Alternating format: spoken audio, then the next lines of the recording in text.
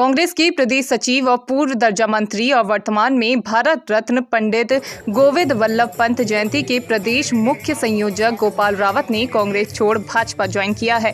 जहां मुख्यमंत्री रुद्रपुर में पुष्कर सिंह धामी ने उनको भाजपा ज्वाइन कराया। इस मौके पर केंद्रीय रक्षा राज्य मंत्री अजय भट्ट और प्रदेश प्रभारी दुष्यंत गौतम भी मौजूद रहे। इस दौरान गोपाल सिंह रावत ने कहा कि भाजपा की नीतियों से प्रभावित होकर उन्होंने भाजपा ज्वाइन किया है। इस दौरान उन्होंने कहा कि नैनीताल लोकसभा सीट हमेशा से ऐतिहासिक सीट रही है। इस सीट पर भारत रत्न पंडित गोविंद वल्लभ पंत परिवार का पिछले 27 सालों तक दबदबा रहा है। नैनीताल संसदीय सीट पर गोविंद वल्लभ पंत के पुत्र केसी पंत 1962 से लेकर 1971 तक लगातार 15 सालों तक इस सीट से सांसद रहे। केसी पंत 26 सालों तक केंद्रीय मंत्रिमंडल में रक्षा, गृह, वित्त, शिक्षा, योजना, परमाणु ऊर्जा, बिजली, इस्पात इत्यादि मंत्री के रूप में बखूबी अपने दायित्व को निभाया है। इसके अलावा ईला पंत नैनीताल संसदीय सीट से एकमात्र महिला सांसद रह चुकी हैं। आज़ादी के बाद कई सालों तक कुमाऊं की राजनीति में पंत परिवार का दबदबा रहा।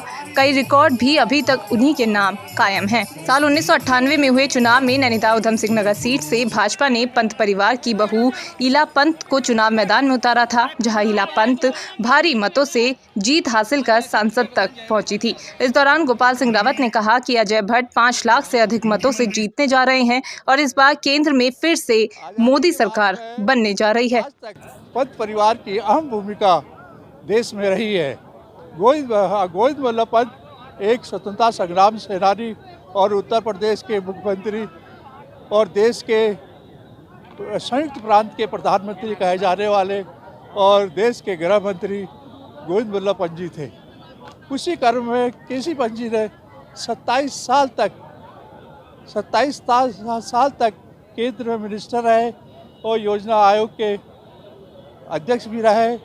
और उसी क्रम में ईला पंत जी 12वीं लोकसभा की सांसद रही। मैं उस परिवार को धन्यवाद देता हूँ कि जिन्होंने देश के लिए इतना कुछ किया, आज़ादी के बाद इतना कुछ किया और आज भी गोविंद वल्लभ पंत जी के नाम से पूरी तराई भगवान के रूप से मानती है। केसी पंत जी को भगवान के रूप से मानती है। बहुमत से तराई की तो जनता वो उभर कर आई है। कम से कम 5-6 लाख वोटों से वो जीतेंगे भरपूर रूप से। देव कुमार जी, अनिल जी, दीपक जी, सारे लोग आज पार्टी में कांग्रेस छोड़ के शामिल हुए होगा।